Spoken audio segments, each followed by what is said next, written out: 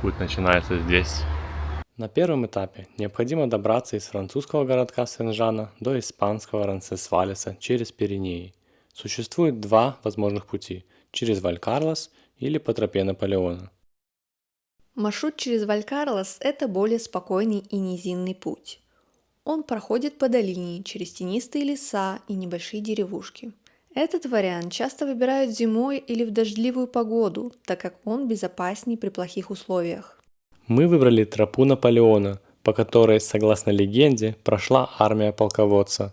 Эта тропа считается одной из самых красивых и сложных во всем Камино Францесс, с захватывающими видами, пастбищами и ветреным хребтом на высоте около 1400 метров. Этот маршрут официально закрыт в период с 1 ноября по 31 марта.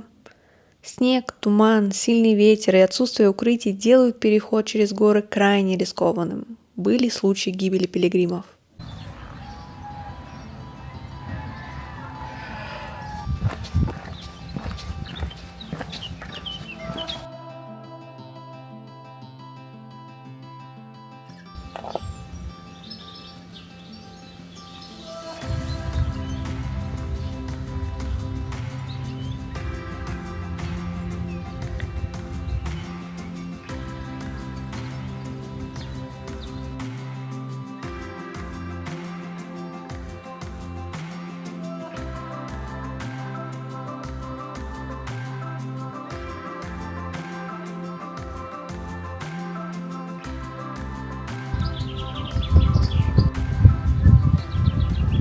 Маршрут непростой, поэтому мы решили разбить его на 2 дня. Сегодня ночуем в Хунта, крошечном горном поселении, а завтра продолжим путь к Ронсесвалесу.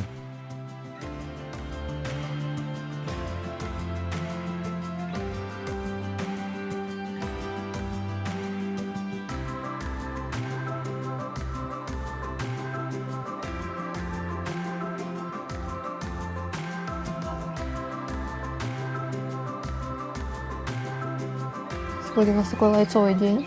Ну, как лайцовый, подъем достаточно серьезный, но лайцовый в том плане, что количество километров не максимально возможное.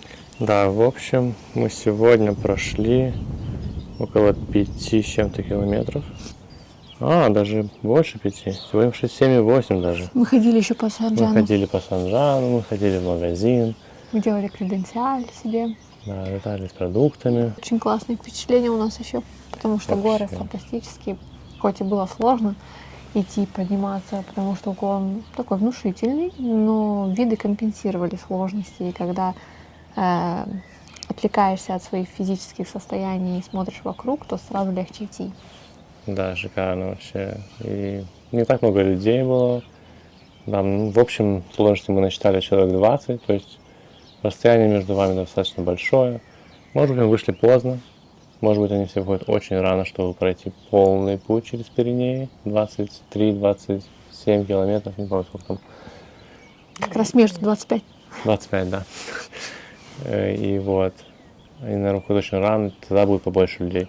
Сейчас было так спокойно. Все на чили ходят.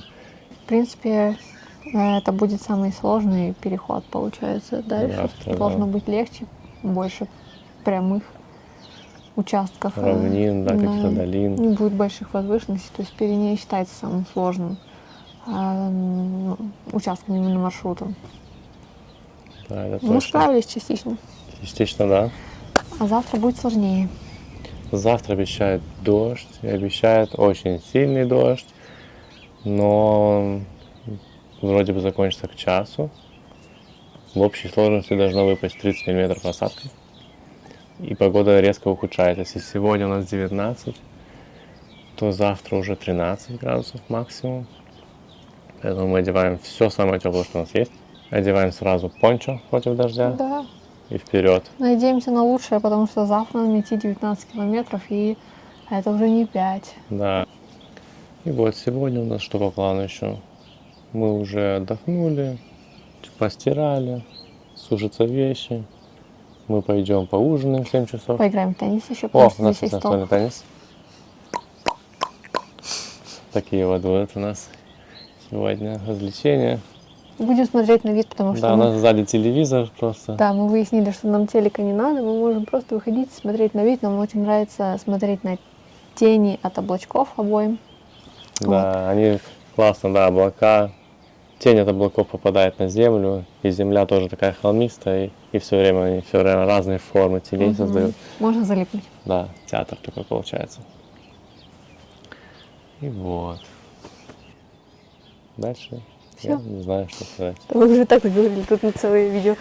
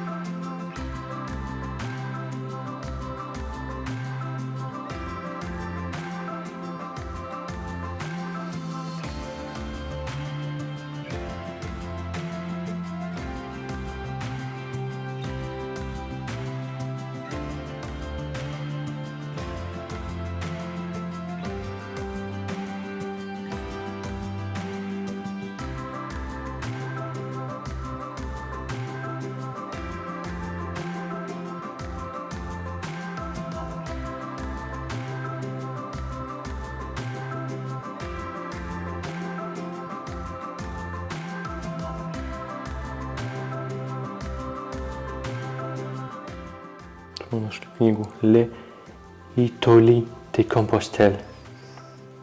Простите за мой французский, да? Не извиняюсь даже. Я его не знаю. Кто понял, тот понял. Да. Но тут всякие истории о том, как люди, видимо, ходили.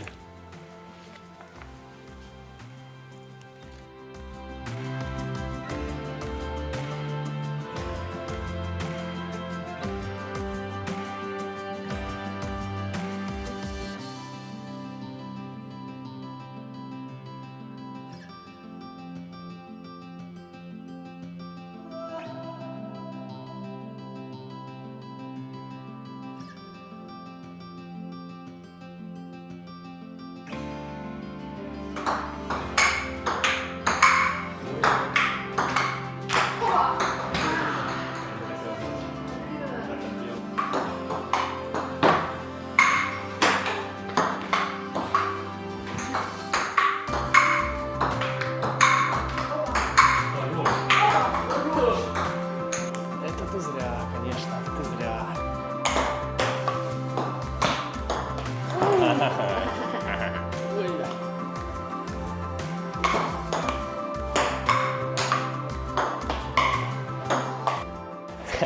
Этот день мы очень классно провели, потому что виды были замечательные. У нас была классная, крутая терраса, с которой открывалась панорама на Пиренеи, и это было волшебно. Мы могли просто там сидеть часами и больше ничего не делать. И, собственно, этим мы тоже занимались, помимо тенниса и классного ужина. Вот, но все должно когда-то заканчиваться, поэтому мы пораньше постарались лечь спать, оставить этот день в прошлом и готовиться к следующему дню, потому что следующий день обещал быть очень насыщенным, и он в этом плане точно не подвел, он оказался еще более насыщенным, чем мы даже ожидали. Да. Уже с предыдущего дня, то есть с дня заселения фунта, уже шли разговоры о том, что завтра будет плохая погода. Все прогнозы говорили, что будут дожди, и будут сильные дожди примерно до обеда. Поэтому, когда мы ложились спать, мы еще раз подумали, а нужно нам ли идти туда. Да, мы первый сомнения. раз в горах. Говорят, что скользко идти, может вода течь под кроссовки, ты не сможешь ходить как-то. Пугали нас разными пугалками. Мы думали, сомневались, в итоге легли спать уже оба почти одновременно, наверное, проснулись в 4 часа ночи. Начали судорожно проверять погоду еще раз, на всякий случай, Да. в надежде, что все улучшилось, потому что мы, по сути, проверяли погоду весь прошлый день, и она как бы улучшалась, и мы надеялись, что вот мы проснемся утром, и все будет замечательно, и больше никаких тебе дождей по прогнозам, Фантазия. и стало чуть-чуть лучше, действительно. Но потом Да. будет еще хуже, Потом чем мы будет ждали. потом. из поля. Да, в общем, проверили мы погоду, как я сказал, улучшилась немножко. Ну, все еще в сомнениях, но легли дальше спать. Очень тяжело было вставать к 7, к 6 утра, когда мы планировали в 6. даже Да, мы планировали в 6, но было слишком темно. Мы планировали в 6 выходить, чтобы пораньше прийти. Ничего не видно было на улице. Слишком темно, мы не рискнули, у нас не было фонариков. Даже если бы они были, если честно, по незнакомой местности, по горам идти, как-то было сыкано для нас. Да, еще и первый раз, считай, в горах, как-то не по нашему опыту, я бы сказал. Мы хотели более сейфово это Да, пройти. задача была слишком сложной. Да. Мы ее решали постепенно. Вот решили мы все-таки не 6 идти, а когда станет солнце, в 7:20 примерно. Мы кое-как встали, это было очень сложно. Мы как будто организм не хотел даже вставать, если честно. Наши сомнения нас держали и приковывали к постели сильно, достаточно сильно, но все-таки мы собрались, Да, поели вот орешков. Такая круглая голова, да, чуть-чуть поели, стало лучше, понятно. И все, начали выходить. Да. Недавно моросил дождик. Ну, мы думали, будет что будет. Да, уже все, пошли как бы вперед. Принимали камина, какой он есть. Да. Мы Не просто- осуждаем, Да, просто смотрим и не идем. осуждаем. Не осуждаем. Да. Вот. Уже моросил небольшой дождь, мы поняли, что сразу нужно одевать все дождевики, в нашем случае пончо. Оказывается, у рюкзака у нас была еще накидка, Защитная да, такая. защита от дождя, то есть еще ее накинули. Навесную сумку на всякий случай спрятали в рюкзак, чтобы и она не промокла, хотя она тоже была непроницаемая, и все документы внутри нее находятся в целлофановом zip-пакете. Да, это важно, потому что температура и погода меняются очень стремительно, и лучше такие важные документы хранить в чем-то защитном дополнительно, даже если вы несете, например, водонепроницаемый рюкзак на спине, это не значит, что он не промокнет действительно. Да, может, какие-то капли попадут, а там все-таки важные документы и деньги, то есть лучше их сохранить в тепле и уюте. Вот, все, оделись, нарядились и вперед в путь дорогу. Начали подниматься. И все нас начали обгонять. Абсолютно Потому что мы все. не спешили, мы решили, что мы выберем спокойный ритм, лучше мы стартанем плавно, будем медленно идти, но дойдем до конца. Да, тёп-тёп, 3 км в час в итоге, мы так посчитали, у нас была скорость. Очень крутые виды. Очень крутые Был виды. туман, утро, волшебно пели О, да. птички. Даже несмотря на то, что было тяжело, вот эти виды, которые были вокруг нас, они как бы скрашивали, сглаживали эту всю тяжесть. И Становилось легче даже становилось идти, да. легче, да. Как ты идешь, как будто, какой еще вид там будет, а вот затем поворота, может быть, там я увижу что-то. И тут важный момент, мы решили на таком сложном участке пути, каменистом, взять по камешку себе, который мы планируем донести до определенной точки пути Сантьяго, где люди оставляют свой груз символический, который несут в виде камня весь путь. Мы поднимаемся из Хонто в Хорайзен. Тут очень крутой подъем. И мы решили, что это именно то место, где нужно взять камешек. Мы выбрали себе камешек. У Эллы тоже. У меня вот такой. Вот такой камешек. И этот камешек мы оставим. Это далеко на пути, где будет место. Тем самым сказав, что мы смогли пройти этот путь. И было тяжело. Фух, я даже задыхаюсь. В общем, у нас есть цель, теперь мы идем к ней. Вот примерно так выглядит дорога.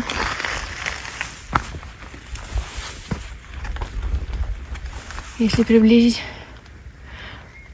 мы еще камешки взяли отсюда, потому что у нас рюкзаки слишком легкие.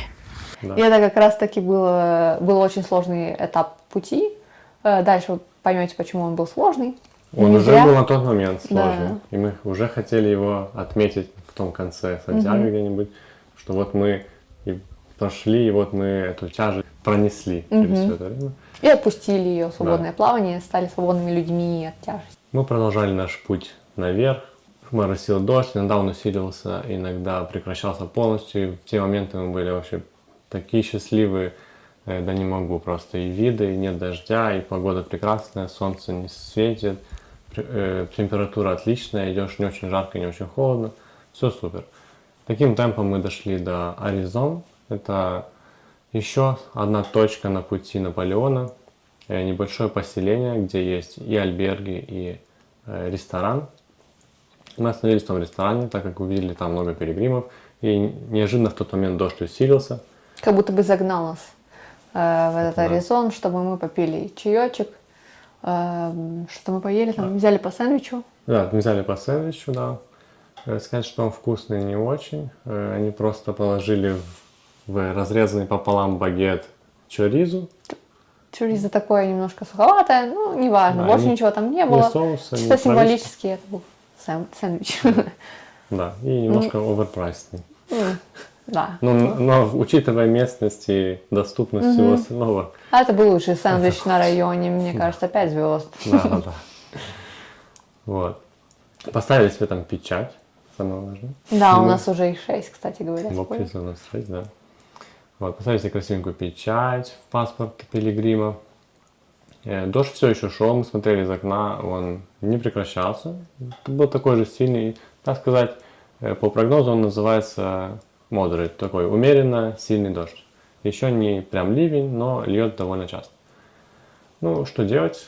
Нам нужно идти вперед и выходим, опять одеваем пончо. Пончо нужно было оставить, кстати говоря, на улице, там такое правило. Нельзя заходить ни с чем мокрым и ставить рюкзаки на столы, на стулья.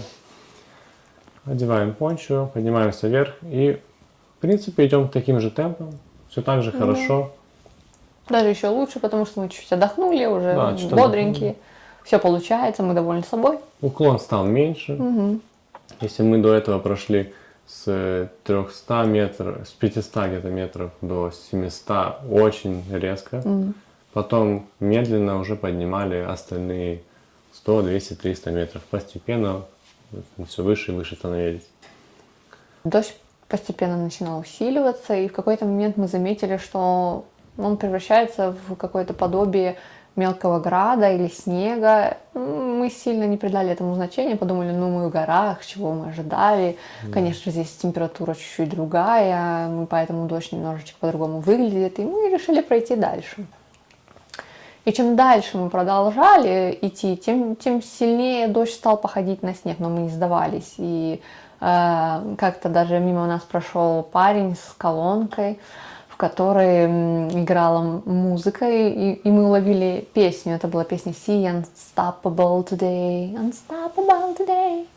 Появились новые силы. Да, появились новые силы. В моей фантазии, в моей голове начали зарождаться картинки, где я обмазываю руки в болото у трассы, рисую себе как Рэмбо всякие символы на лице, или как, может быть, в Burning Man, вот так вот замазываю лицо, иду дальше, потому что I'm unstoppable, как поет в песне Сия. И вот я иду такая заряженная, думаю, все будет круто, а мы-то идем, и Максим тоже идет, не сдается, идет впереди, закрывает меня от ветра, и мы такие, мы не сдаемся. Снег продолжает усиливаться, и теперь он не просто идет, он еще и остается на поверхности. Вот тут мы и испугались. Да, мы немножко поднапряглись, подумали, что как-то ситуация выходит из-под контроля, потому что никакие прогнозы погоды снега не обещали, нас жестко обманули. На минуточку, на этот путь вообще нельзя заходить, когда идет Да, снег. он закрыт. Да, он закрыт с самого начала его, с нулевого километра. И мы такие, ну ладно, пройдем еще чуть-чуть. И мы продолжали идти, снег усиливался. Он теперь облепливал нас полностью, таял на нас. И в какой-то момент наши ноги начали просто утопать в такой какой-то вязкой жиже. Именно такие ощущения у тебя, когда кроссовки наполняются водой, ты идешь как будто утопая в топе. Да. И на минуточку, у нас водонепроницаемые кроссовки обоих. Да. Казалось бы, мы были готовы. Но не к зиме. Но не к зиме. Какая бы классная у тебя ни была обувь, если у тебя плохие штаны, они пропускают влагу, это все будет стекать тебе в кроссовки максимально быстро. И вот мы оказались в такой ситуации, когда наши ноги абсолютно мокрые, наши ноги вплоть до колен мокрые. Мы побоялись заболеть. Вот. Но мы продолжали идти, потому что до пика оставалось 2 километра, и мы очень хотели дойти до вершины горы и спуститься вниз, и нам казалось, что дальше будет легче. Вот как только мы дойдем до пика, снег пройдет, но ветер усиливался, и снег, естественно, тоже, и теперь около сантиметра снега лежало на поверхности земли. И казалось, что дальше лучше не будет, и люди начали возвращаться. Они начали возвращаться еще раньше. Мы задавались вопросом, почему вы не идете дальше? Они возвращались, велосипедисты возвращались и шли обратно. Но мы продолжали идти вперед. Мы подумали, ну ладно, чего уж там, мы сможем. Там с велосипедами может быть тяжело, потому что не проехать. Ну то пешком пройдем. И обувь у нас не скользит, и все замечательно. Да, ну, кроме мы того, не устали, что и ноги не болят. кроме ног, которые были мокрые. А так, Мокрый снова. да, ну мы думали, что мы будем готовы пройти, но в какой-то момент мы дошли до развилки и поняли, что нет, походу мы дальше вообще не сможем пойти, потому что как только мы останавливаемся на несколько минут, нам становится ужасно холодно, это нестерпимо, это как будто бы лед врастает тебе просто в ткани, подмораживает очень сильно, и мы подумали, а как мы будем дальше идти с этими мокрыми ногами, даже если погода после перехода окажется довольно стабильный, хотя это маловероятно, потому что, ну, на вершине такой капец. Вот. Может быть, будет лучше, но нет. В итоге... Да, в итоге мы очень долго разговаривали о том, что нам делать. Идти, не идти. Идти, не идти, как возвращаться пешком, как и другие люди, это тоже было бы сложно. Да, очень мокро было. В кармане у нас была визитка из Аризона, с того кафе, в котором мы были не так давно. Сервиса такси, который возил людей от Аризона и вниз, и, видимо, еще он мог добраться до верху. То есть мы видели иногда машины, которые поднимались по этому пути, по которому мы шли, поднимались и спускались. И там были люди, то есть мы поняли, что так можно спуститься вниз, если мы не хотим идти пешком. И имея этот билетик, так сказать. Визитку, да. Наш билет на спасение. Счастливый билет, золотой. Билет, да, вот это имел в виду.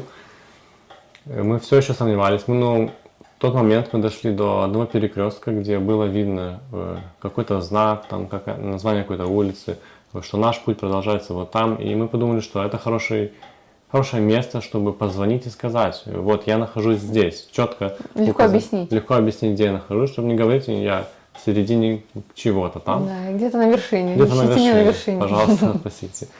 Да, и вот звонить, сомневаемся. И все-таки решаемся, нет, давай идем дальше. Уже с мокрыми ногами идем вперед. Осталось не так далеко. Потом спускаться, конечно, еще, но все равно идем. Только начинаем движение вверх, сверху едет какая-то машина. Опять мысли, остановить, не остановить. До последнего как будто мы уже решили поднимать руку, чтобы его остановить, но в голове звучат мысли. Да нет. Что ты слабый, ты не слабый, ты сможешь. Ну вода, ну ладно, Да. переживешь. Но с другой стороны, воспаление легких. Осторожно, ты можешь умереть. Чувство безопасности все-таки выиграло. Мы подняли руку, машина остановилась. Это не оказалось такси, которое мы ожидали бы увидеть там. Там, кстати, много машин такси курсировало, видимо, люди вызывали. Много людей такси, спускалось обратно, потому что не были одеты по погоде, все рассчитывали на весенний камин. Да. Подъезжает, машина останавливается. В тот момент я уже увидел, что в машине много людей, и подумал, ну все, для нас тут нет места, и мы, наверное, идем дальше. Спрашиваем, есть ли место. Водитель оказался французским дядечкой, и рядом с ним уже сидели 2 пилигрима. Машина рассчитана на, в общем, 3 пассажиров. 2 пассажира и водитель. Но сзади у него была как кабинка такая, как бокс, как у трака, только полностью закрытый. И, соответственно, там никогда не бывает места, не бывает сидений, там невозможно перевозить пассажиров по закону, мне кажется даже. Но он нам все равно предлагает сесть туда, понимает, что мы просим его, он не особо понятно английский, но понимает, что мы просим, чтобы он помог нам спуститься вниз. Он открывает эту бокс этот сзади, и мы не ожидали того, что мы там увидим. Там сидела милая британская женщина и 2 собаки. Причем сидели они в... Как бы там не было места для того, чтобы сесть. Она сидела на полу. Валялись фекалии овцы, какая-то солома, был жесткий запах овечий. Видимо, водитель был пастухом, и эти собаки как раз помогали ему в этом деле. И вот он, видимо, возвращался с работы, потому что погода была ужасная, и нечего было делать в тех местах. Да, мы так сделали такой вывод. К сожалению, мы не смогли с ним даже поговорить, потому что он не говорил на английском, а мы не говорим на французском. И мы переговаривались жестами и парой слов, которые он мог понять, которые интернациональные более-менее. Ну, к счастью, британка, которая сидела в... Крис. Да, Крис. британка Крис знала немного французский и помогала переводить с английского то, что мы говорим. Это помогало. Да, мы были очень счастливы, что попали в эту машину уже. Да, все еще были сомнения, мы все еще очень были расстроены и счастливы одновременно, что мы едем куда-то в безопасное место, где сухо, тепло, и наконец-то сможем высушить свою обувь и избавиться от той воды внутри. Ну, в целом, это для нас была королевская карета, несмотря на запахи и несмотря на фекалии, которые валялись. Это было весело, и это была, мне кажется, лучшая история, которую мы слышали о возвращении. Ну, по крайней мере, для нас это было весело в итоге. Конечно, в моменте это веселым происшествием не казалось, но в целом все происшествие. Смех сквозь слезы там как бы такой, да. Но было очень холодно в том кузове, и мы накрывались нашими дождевиками. Женщине Крис из Британии тоже было сильно холодно, поэтому мы как бы объединили наши дождевики, чтобы сохранить тепло. Мы все так вот дрожали максимально, у всех была мокрая одежда.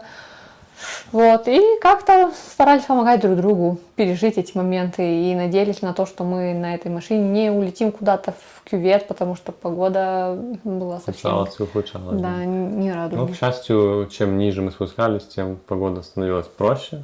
Там внизу шел просто дождь, и на дороге не лежал вообще снег, как будто и ничего такого там и не существовало. Да, и люди продолжали идти вверх, надеясь на хороший переход. Да, и некоторые так и перешли, потом мы узнали. У кого-то была более подготовленная обувь и штаны, и единственное, что им мешало, это замерзшие руки. И, для кого-то погода изменилась, потому что погода в горах меняется очень стремительно. И так получилось, что мы попали в самый пик снежной бури, как оказалось, по собранным рассказам. Да, он только начинался. Да. Нам было бы выгоднее, например, пойти чуть-чуть раньше, на час-полтора, тогда бы мы не застали такую сильную бурю только на спуске. Возможно, чуть-чуть застали бы снега.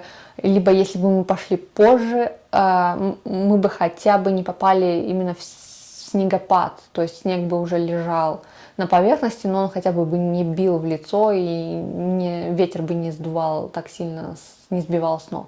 Да. Вот, потому что час до, час после, короче, каждый час имел значение в этой ситуации. Но, насколько мы поняли, ситуация не особо типичная даже для этой местности именно в это время, потому что